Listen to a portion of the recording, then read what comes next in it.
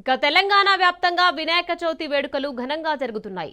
పూజ సామాగ్రి కొనుగోలుతో మార్కెట్లు కలకల్లాడుతున్నాయి. ఉదయం నుంచే భక్తులు వినాయక విగ్రహాలు, పూజ వస్తువులు కొనుగోలు చేస్తున్నారు.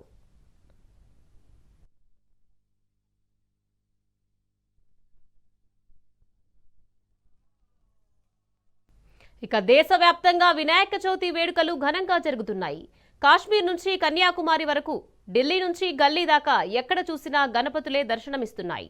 మహారాష్ట్ర, తమిళనాడు, ఢిల్లీ, ఒడిశా, బీహార్, బెంగాల్, రాజస్థాన్, కర్ణాటక, మధ్యప్రదేశ్లోని ఆలయాలు భక్తులతో కిటకిటలాడుతున్నాయి. తెల్లవారుజాము నుంచే భక్తులు విఘ్నేశ్వరుని దర్శనం కోసం ఆలయాలు, మండపాల వద్ద బారులు తీరుతున్నారు. ముంబైలోని లాగ్ బాద్షా రాజాను దర్శించుకునేందుకు భారీగా తరలివచ్చారు భక్తులు. ఇటు సిద్ధి వినాయక టెంపుల్లో ప్రత్యేక పూజలు నిర్వహిస్తున్నారు.